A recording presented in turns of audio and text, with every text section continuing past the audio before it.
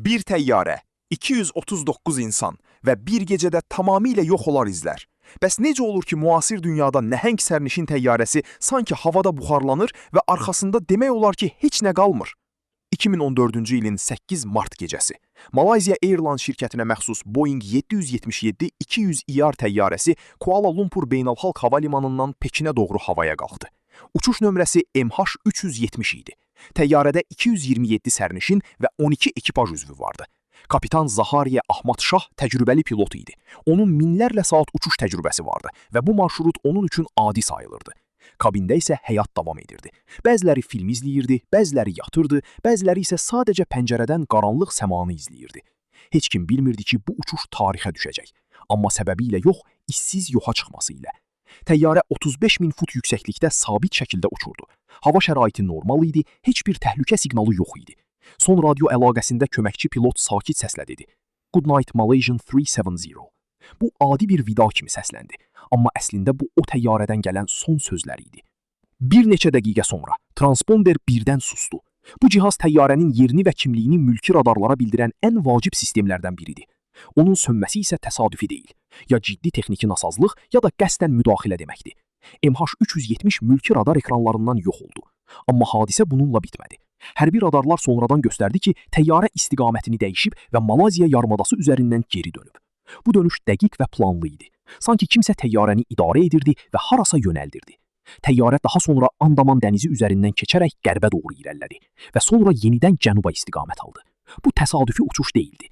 Bu istiqamətini gizlədən bir hərəkət idi.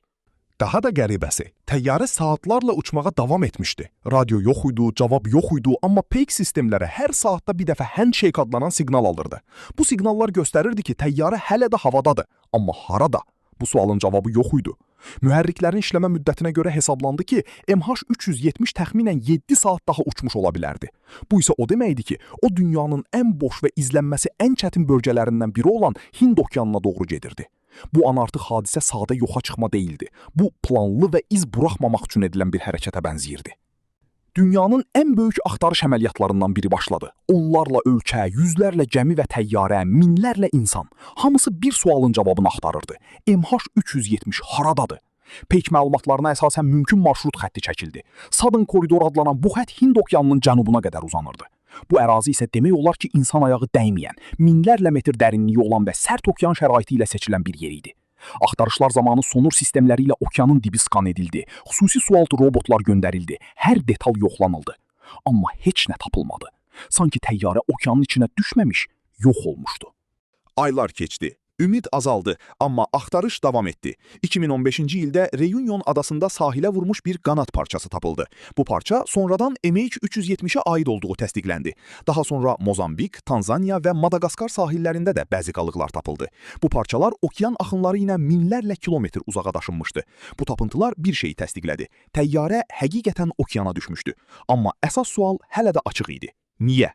Araşdırmalar davam etdikcə müxtəlif nəzəriyyələr ortaya çıxdı. Bəziləri deyirdi ki, bu pilot tərəfindən qəsdən edilən bir hərəkət idi.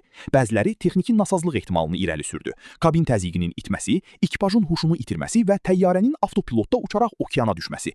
Digərləri isə bunu qaçırılma və ya gizli hərbi müdaxilə ilə əlaqələndirdi. Amma heç biri bütün faktları tam izah edə bilmədi. Niyə rabitə birdən kəsildi? Niyə istiqamət dəyişdi? Niyə heç bir fövqəladə siqnal göndərilmədi? Və ən əsası, niyə bu qədər inkişaf etmiş texnologiyaya baxmayaraq təyyarənin dəqiq yeri hələ də tapılmadı? Bu hadisənin ən ağır tərəfi isə texniki deyil, insani tərəfidir. Hava limanlarında gözləyən ailələr, illərlə ümidini itirməyən insanlar, hər yeni xəbərdə bəlkə bu dəfə tapıldı deyə gözləyən valideynlər. Bəzi ailələr hələ də inanır ki, onların yaxınları hardasa sağdır. Bu ümid bəlkə də qeyri-mümkündür, amma insan üçün ən son itirilən şey ümiddir. MH370 sadəcə bir təyyarə deyil, o 239 insanın yarım qalmış həyatıdır. Bugünə qədər MH370 hadisəsi rəsmi olaraq tam izah olunmayıb. Bəzi hesabatlar yayımlansa da dəqiq səbəb hələ də bilinmir. Və bəlkə də ən qorxulu tərəfi budur. Müasir texnologiyanın ən inkişaf etdiyi dövrdə belə bir təyyarə sadəcə yox ola bilir. Heç bir iz, heç bir cavab, sadəcə suallar. Və bu suallar hər keçən il daha da ağırlaşır. Bəlkə bu sadəcə qəza idi, bəlkə də planlı bir hərəkət. Amma bir şey dəqiqdir. MH370 bugünə qədər dünyanın ən böyük və ən qorxulu aviasiya sirlərindən biri olaraq qalır.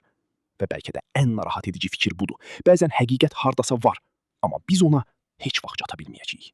Əgər belə real və inanılmaz hadisələr xoşunuza gəlirsə, Baal kanalını izləməyi və videonu bəyənməyi unutmayın.